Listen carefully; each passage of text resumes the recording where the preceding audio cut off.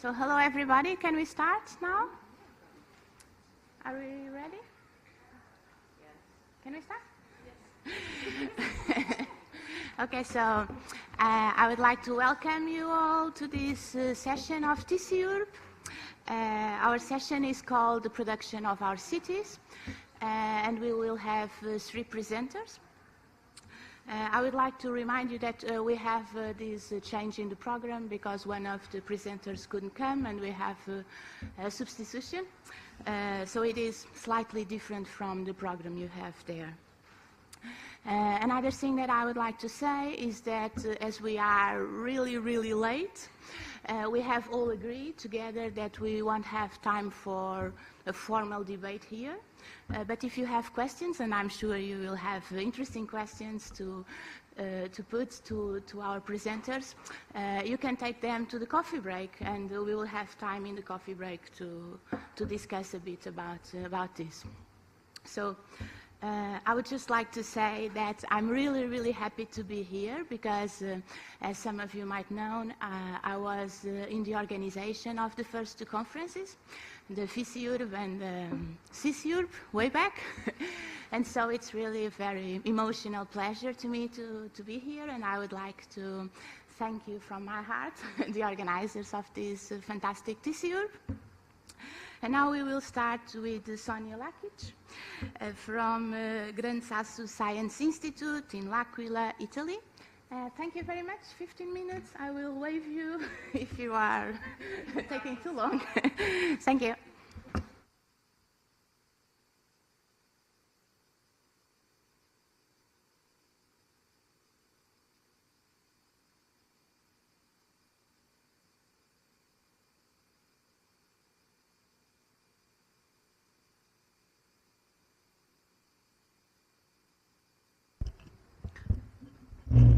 Basically, I'm focusing on the outcomes of privatization of social housing stock in these three cities, however, from quite a different perspective. So this is where we are geographically and politically, and I swear to God, these red stars are pure coincidence, okay? I put these two symbolic images. To the left is Tito visiting electro-industry niche, and to the right is the famous worldwide factory GRZYS in Banja Luka. Basically, each of these cities was very important in former Yugoslavia, and they suffered from the process of transition and privatization, especially privatization of socially owned housing stock in the same way, as you will see. So basically, privatization of socially owned housing stock is a global phenomenon. However, in this particular case, it introduced a whole new social category of individuals. Hardly anyone was individual in former Yugoslavia, and nobody owned a property. So suddenly, overnight, people became homeowners. There was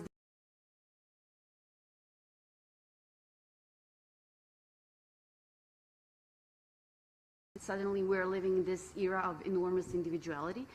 So basically, privatization in this context is different. I mean, not different, but it's distinct due to the fact that it provided thousands of people with chance to finally express who they really were in terms of their personalities. And people started seizing this new opportunity and enjoying this new kind of freedom by self-managing their apartments. And these modifications were informal and illegal, not just because I say so, but because the law, national laws, and different local legislations say so. So basically, privatization gave birth to a specific kind of behavior, which can be understood as the contagion model, and these informal practices spread in each of these cities in the form of an epidemic. So why am I doing this? Firstly, there is this huge gap with respect to the studies of post-socialist urban transformation. Most of the researchers had a really narrow focus when approaching this problem, and they perceived the urban transformation only in terms of physical change, changes of urban landscape, architecture, urban form, etc. There were no studies on smaller urban units, not units, but scales such as blocks and streets. And finally, everybody failed to investigate the essence of the process, to look into the connection between the changes of the built structure and the social changes. Finally, the Western Balkans region is completely neglected, especially this kind of problem is specific when it comes to the former Yugoslav medium cities. And this is where we reach my specific research approach to this problem. I basically developed a method, it is mixed method level research approach called apartment biographies, which was inspired by the ATH Zurich project by Marie Glaser and her team called House Biographies that uses small scale as a starting point for higher level thoughts and actions. So basically I start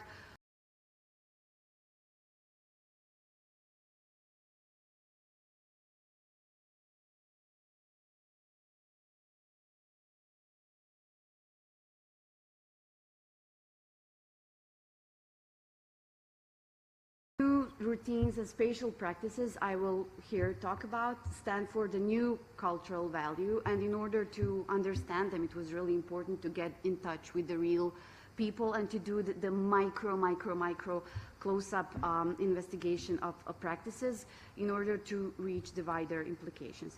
So here I am making distinction between the visual outcomes of privatization triggered new means of behavior, meaning I will show you some of the photos that illustrate that this is also physical change, and I'm answering on the questions: how has the change of the ownership pattern contributed to the emergence of different individual and illegal acts of appropriation of space, hence what kind of physical city emerged out of this process.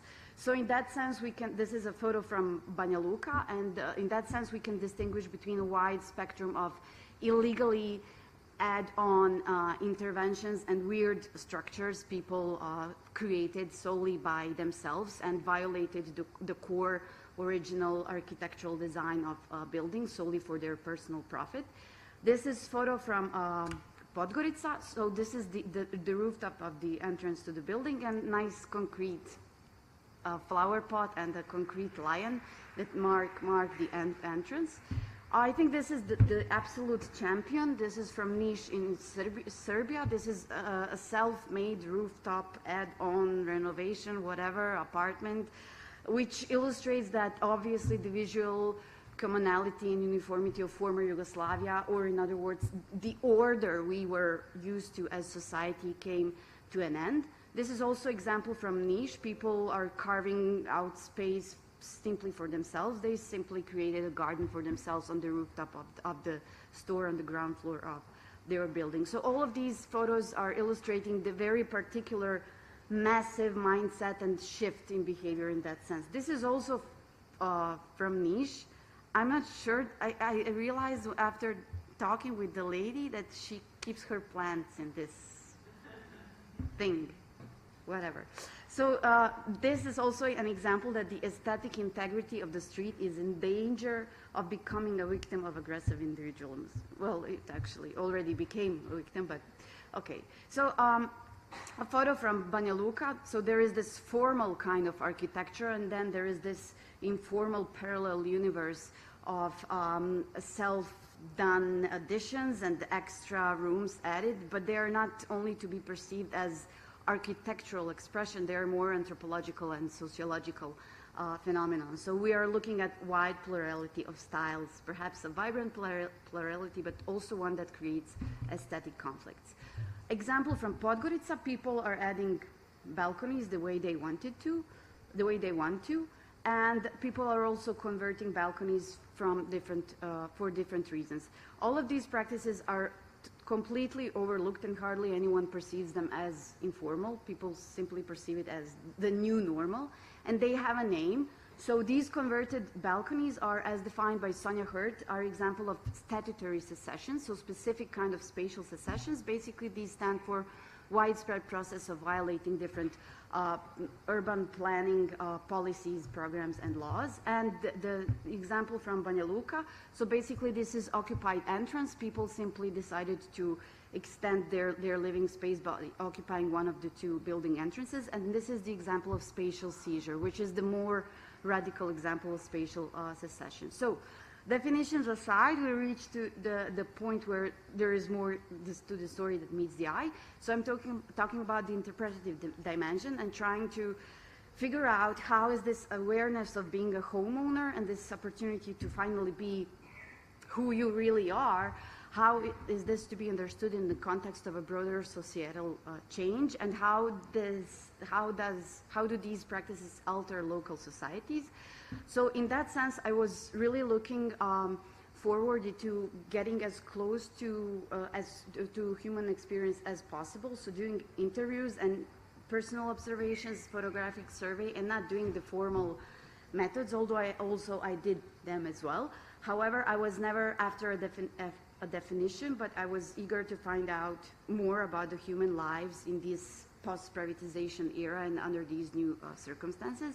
And accordingly, interviewing actually process, meaning asking people specific questions, was not my cup of tea in this case. And as Ilmone and a group of authors who wrote an incredible book, Ways of Residing in Transformation, say there is no overarching theory that could be applied in this specific case. There is basically a mix of methods, a mix of disciplines I used in order to reach some answers. So basically, I was focusing on studying individuals' perceptions and their responses to the contemporary transforming social and material realities with respect to modification of the individual dwellings. And I adopted a biographical approach. I did in-depth inquiries into residents' housing histories, and I did off-the-cuff interviews. Basically, I let the people talk, and I was, in certain moments, I was part of the family, in certain moments I was psychotherapist. Then I was trying to convince the certain person not to divorce his wife because the apartment, the bathroom equipment was too expensive, etc., etc. So lots of different situations behind the closed doors. So basically I worked with a set of micro-narratives, and everything I did was the exchange between people and me. So I entered a lot of family apartments. I only chose 3 because 3 cities, 3 countries, it's a lot. So I'm starting with Banja Luka. This is this is quite a typical socialist neighborhood in terms of uniform design. So this is the original apartment. Their balcony used to look like this. The family simply demolished the exterior wall separating the living room and the balcony, converted the balcony by installing glazing windows, and in that way they enlarged the living room. But what they did next is that they purchased the dining room from their next door neighbors because they needed extra space. However, they were too emotionally attached to their own apartment and their own neighborhood. They didn't want to move. So this cute little guy is sitting what used to be a balcony. Now it is converted into dining room. This is the lady, the owner of the house, and the most antisocial dog I ever met in my history. And okay, so this is the original apartment, hallway, bathroom, really bad and really fast sketch made on the face of on the crime scene. Living room, bedroom, dining, and kitchen, and the next door apartment. So what they did, okay, they modified the bathroom a bit. They converted one loggia. They demolished these walls between the living room and the balcony, and finally they enlarged their dining room by purchasing their bedroom by purchasing the dining room from the next door neighbors. So this is the original. This is the add-on, the original add-on. This is example from Niš. The family occupies the 11th floor of the residential tower. So basically the last floor. What they did, they occupied the hallway leading directly to the fire escape staircase, basically jeopardized hundreds of other tenants, and now they're using this for fitting and dressing room because the lady makes costumes for kids in the neighborhood, and they also, this is art gallery where they exhibit their grandkids' drawings. These are the glazed lodges where they grow their cactuses, and finally, interesting example from Podgorica. This is where the balcony used to be. Apparently, I mean, it doesn't exist anymore. And the family did this. So this is their apartment. Actually, this is the part of their apartment they occupied. Everything belonged to this ground floor commercial space. So the lady of the house decided that the 6 meters of height for a commercial space was a lot for the people who work there. So she just put a slab on top of their heads and demolished structural walls. So basically the building was to collapse. A neighbor called the inspection, blah, blah, blah. It was very complicated. At the end, she got the apartment of her dreams. And okay, trying to make the fast conclusion. So basically, if we look at this phenomenon in visual terms, if we make distinction between the materials people use when they convert their houses, we can learn who is who in the nation of the homeowners today, meaning who has money and who are those who are not that stable in financial terms. So we are facing this new tendency of focusing on oneself, on micro, on small. So I argue actually that these practices also represent an embodiment of the shift from the post-socialist living together towards the privatization-induced tendency of living alone.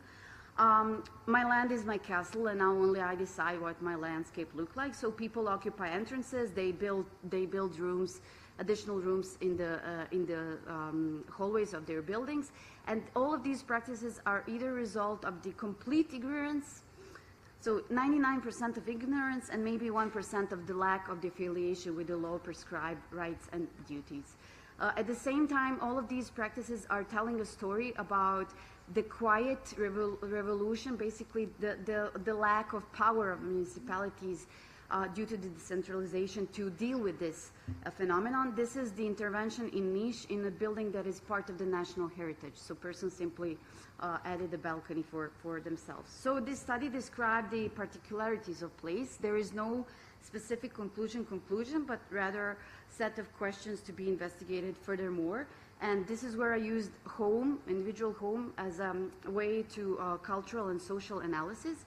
And I argue that these practices represent a mirror where one may observe how a specific process of transition unfolds in socio and spatial terms. And these practices are the social process themselves. And they allow us with the opportunity to perceive how, to get a greater awareness how in different ways different families are going through the process of transition. So obviously urban forms tend to outgrow their designers' intentions, families grow, apartments change, and in my research I realized that each home is someone's personal universe, and even if they are just moving the furniture, that's not a banal practice. It is very important because moving furniture is the home, and even that practice means showing yourself in what is yours. And we're now facing this privatization trigger shift of a dwelling experience being transformed into a specific kind of residing that allows a single person to say me out loud, even when moving furniture or choosing ceramic tiles. So basically, dwelling is now transforming an ordinary apartment into the individual biography. Each apartment is embodiment of the motto, I dwell, so I am, and home is no longer a dwelling, but the untold story of a life being lived. Obviously, we live in a society where chaos and anarchy are new means of behavior, and there is this new social void where what was moral community of socialism was simply not replaced with the laws and legislation. And all of these practices are telling us a story about the transition we as a society survived, from a society projected towards the values of solidarity of local communities to a society focused on individual hedonism and evident manifestations of social Darwinism. So perspective research could really be useful if someone would pay attention to this kind of personal autonomy where people give themselves the law or the possibility of self-jurisdiction, and because these kind of fulfillment of dreams with respect to making your dream house are happening worldwide, and it could also be helpful in order to understand better the societal significance of homeownership. Wow, 48 slides. Bravo, Sonja. Thank you. Okay, so we switch. Thank you very much. It was really, really interesting. Okay, so Barbara from the University of Louvain isn't here, so we'll have now PATRYCJA GRZYS from the University of Gdansk. Thank you very much. Perfect timing. Can I show it? Okay, yeah, totally. It's good. Okay. So, hello, my name is PATRYCJA, and thank you for introducing me. I'm a PhD student at the University of Gdansk, Poland. I'm an urban geographer, and I'm going to use my 15 minutes to talk about our identity, and to be more precise about urban identity, and how it is used nowadays in cities. And I will talk about identities in post-industrial city, and I will give you some examples of Polish cities. Okay, so first of all, why is it worth to talk about urban identity? We are facing today an enormously pace of changes, and Alain Boden was talking about that. And what is extremely important for me when we're talking about identity is context and process. I won't give you a terminology speech about identity. You can find it in my papers, or we can just talk after that. But what is very important for me, thank you, is the context, because identity is highly contextual. It's not ephemeral. It should be at least embedded in the local context. And urban identity is also a process. It's not a state. It's evolving, so it's more like a palimpsest with overlapping layers. And if we know why identity and why is it worth to talk about urban identity, why post-industrial cities? So post-industrial cities and identity is a very interesting research topic, especially when we are talking about the spaces that are redefined due to the acquirement of new functions and new meanings. Those are cities in which industry was the basic urban identity determinant, and it's not anymore.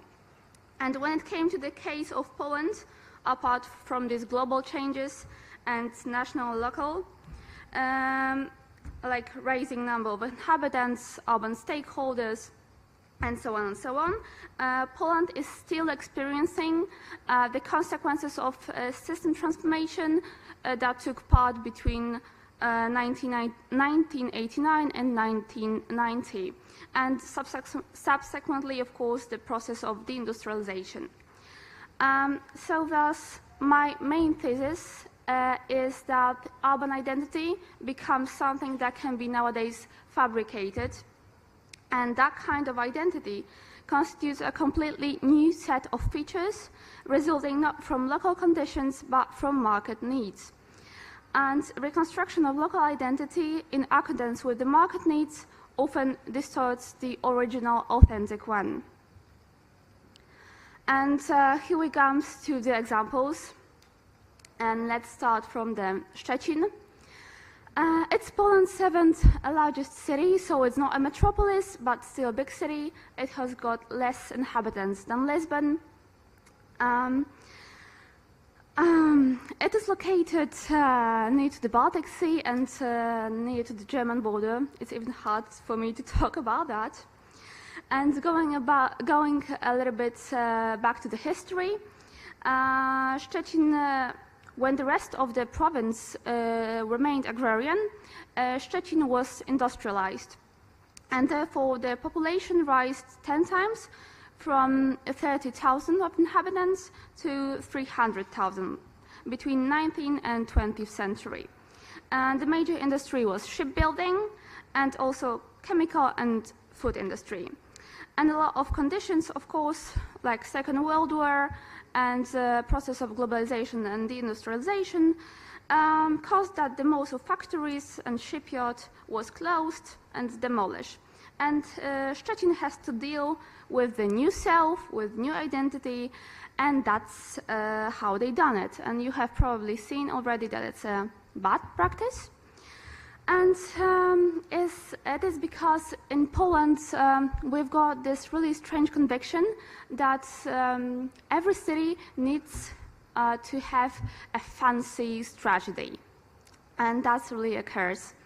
I would love if the city authorities would build their brands on the local environment, on local conditions, but they are not.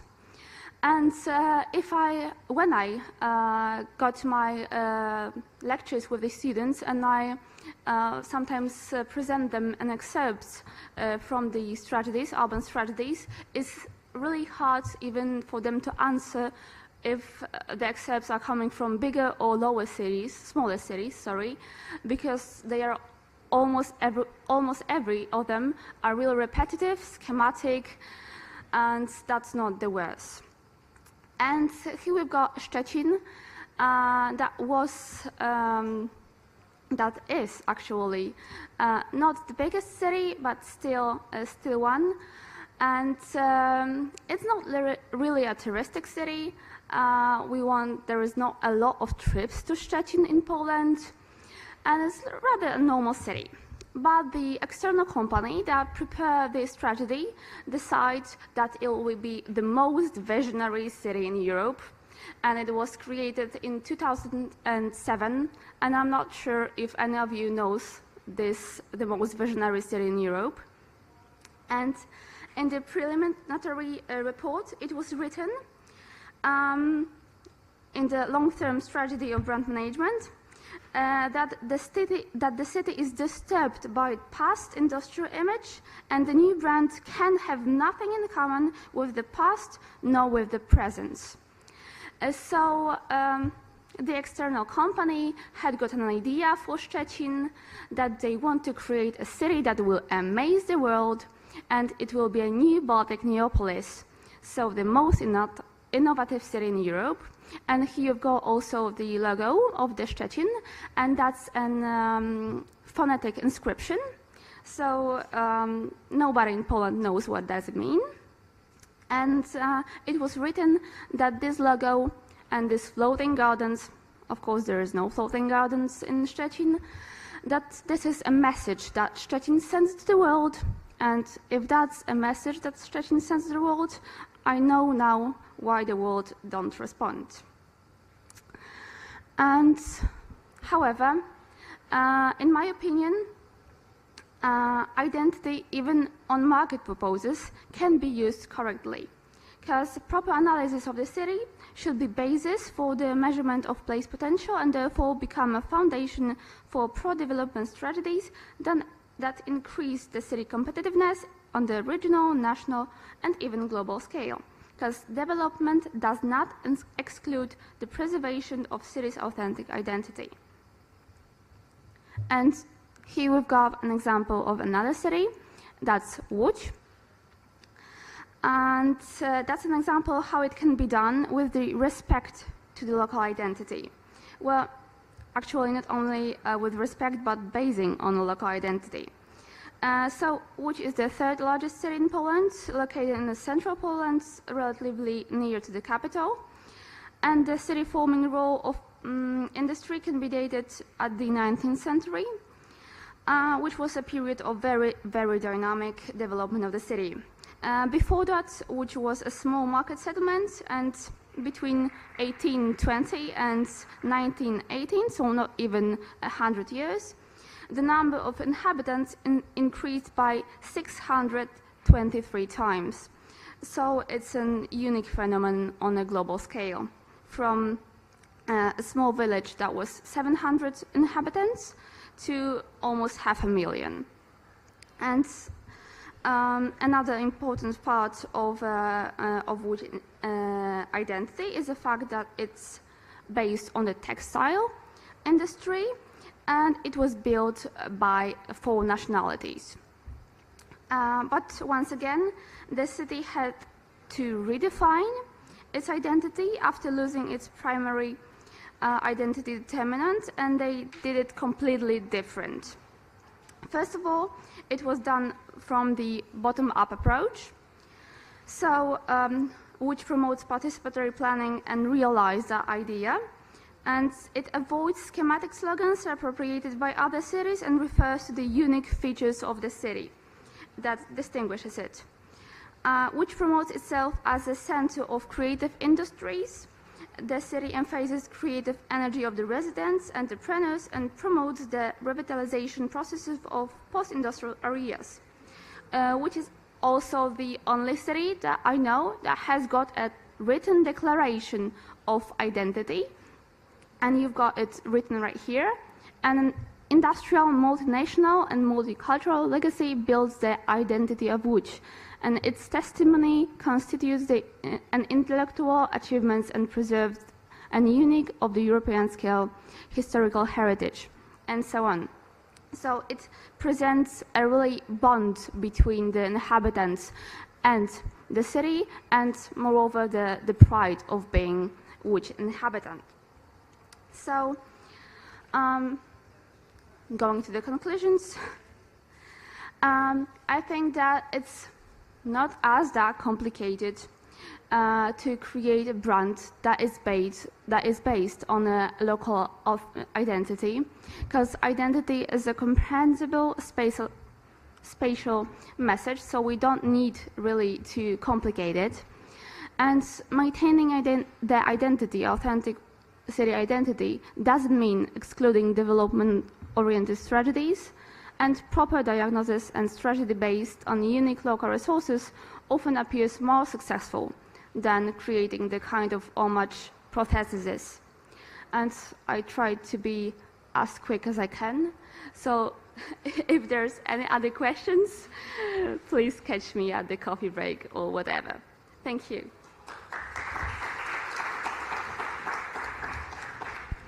Thank you so much for your nice presentation and for the perfect control of time.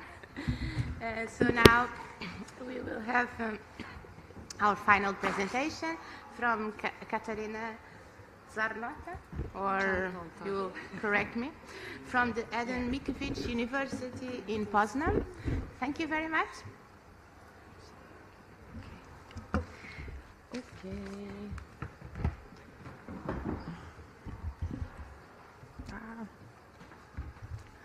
Okay, so today I will give a short speech about the militant research as a part of urban and tenant struggle in Poznań, Poland.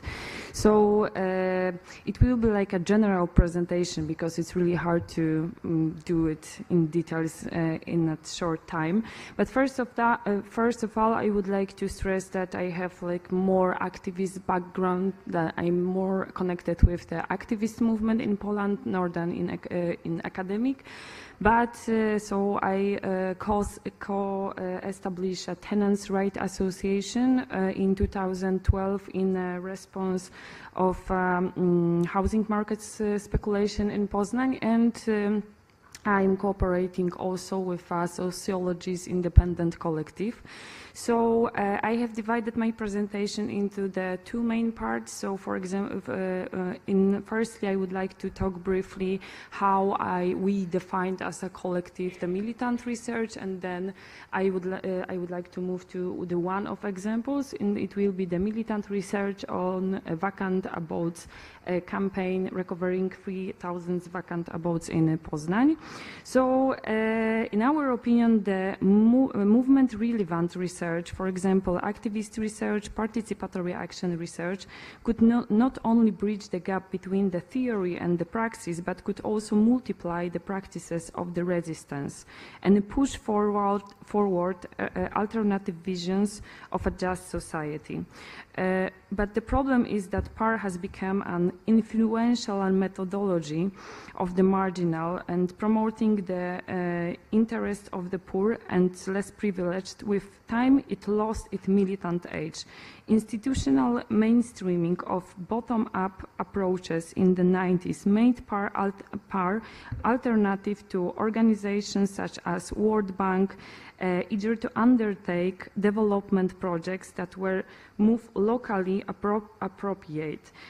Rather than emancipating the marginalized, so they could change their structural condition, and research was done mostly on rather than with the marginalized, to provide policymakers with information about poor people's perspectives on poverty. So social movement researchers, in our perspective, should use the academy as a site of a struggle to challenge academic prescriptions that make an academy inaccessible to those outside. A growing number of activist researchers, including those involved in the militant ethnography, prioritize research that values embodied experience and reflexive accounts. So, I mean, they are concerned with the capacity for the strugglers to read themselves as consequently to recapture and disseminate, the advances and productions of other social practices. So I would like to tell you that in our definition, the militant research, the research about the problems that and urban problems that they are hidden. So for example, since 2015, we decided to conduct with our sociologist collective, we decided to conduct the research about the hidden problems, for example, about the living standards of the Romanian community. And this community, it's completely invisible since 90s in Poland. So it was like a no public debate about them and about their basic rights. And also we conducted the research about the container houses, which is the example of the new housing standard for poor people since the flood which was in Poland in 1997. And it is really it's really interesting because that too, and also about the housing speculation. And all that issues were now visible in a public debate because it's not a priority for the local municipality and also for the national government to even make that problems visible. Because the strategy is to how to refuse about the discussion and about discussion also about the solution. So in our research work, we referred to the experience of activists and academics coalitions, including Colectivo Situaciones of the Madrid Observatoria Metropolitana, which described themselves as a militant research group that utilizes investigations and counter mapping to look into the metropolitan process of precarious workers, migrants and militants taking place in Madrid, brought on by crisis, gentrification, speculation and displacement.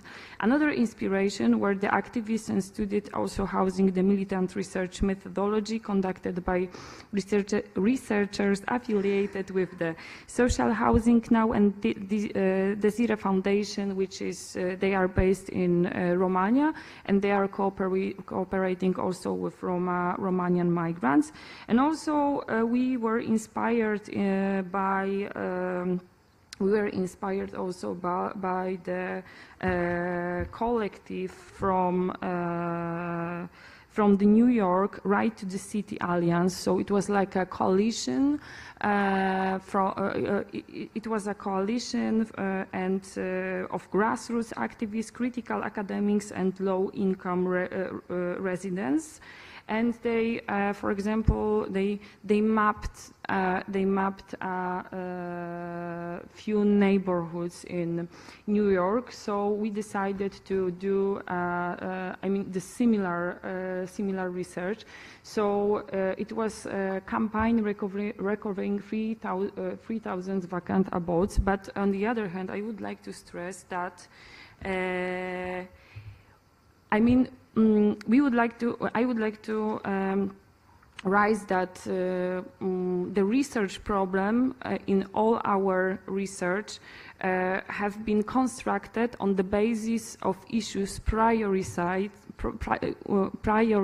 by the tenants themselves, by the migrants themselves. So this is one of the most important stage in our research to discuss the research problem with the people who they have that knowledge. So we have that privileged position that we can start the cooperation and we can give a tool to and think what we can do with the results of our research. So the second point, it's after the the research problem is for what we conduct the research. So we think that we should conduct the research as a tool for a social change. So how, and this is the other question, how we can do this, so how we can implement the research results. So all of that research about the substandard housing, about the Romanian migrants, about the gentrification also, that I forgot about it, sorry,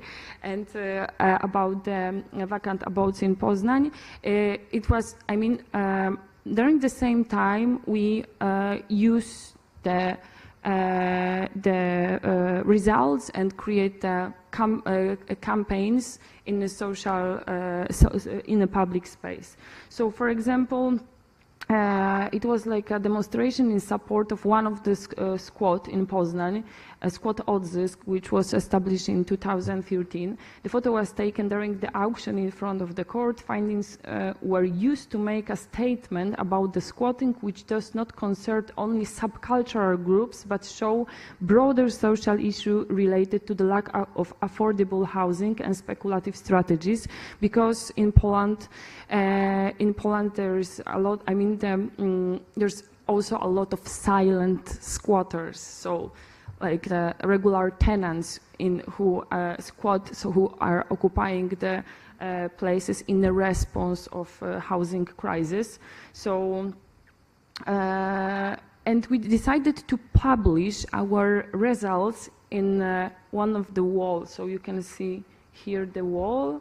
And this squad is located, I mean, it was located in Old Square in Poznań. So it is like at the heart of the city. So the front wall of the squad is located in the city center. Poster was seen on the right side of the building, shows the descriptions of the campaign and research findings. And also we put a banner, but it was like only in, it was like a small act. It is the entrance of the building, posters informating about the campaign. So the vacant abodes in Poznań, picturing the issue in the context of the social needs. So, for example, we decided to choose 6 neighborhoods in Poznań. Then we decided to count the empty houses, because there was no statistic data accessible for example, in Poznań municipality. It was like we got the info from the local municipality that there in the whole city there is only 800 empty houses. When we count the empty houses from 6 neighborhoods in Poznań, we count that there is like in whole city, and then we extrapolate the findings. One of the results of our research was that we can stress in the public media that the real number is from 50,000 to 30,000 empty houses. So it was like really important for the other part of our local struggle, I think. So to conclude it, I mean, we would like to highlight that a lot of people from academia, they can also like be like more open for a cooperation with other groups to create research that can be useful also for the local struggle. And we are trying to do this. Sometimes it's really, really hard because we cannot speak about the real cooperation. For example, when I speak about the project with Romanian migrants, because we have really privileged position, and it's really hard to even work on the paper with people who cannot read and write. So, and it's really a challenge for us how we can create tools to involve people. For example, the movie in that case was the one, I mean the film, and it was like a one tool for to how we can cooperate each other. Okay, thank you.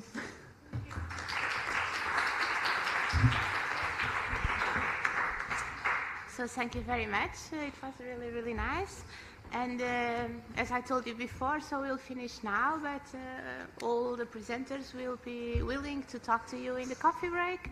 And I don't know when we are coming back here, but I don't know. Okay, thank you very much. Thank you for the nice session, and we'll see you in the coffee break. And I'm so sorry to add something. If you would like to more references to the Militant research, you can, it's in open access, the article Models of Knowledge Production in the Study of Radical Urban Movements, and which I wrote with Joanna Kostka. So it's like open, so. Thank you. Sorry.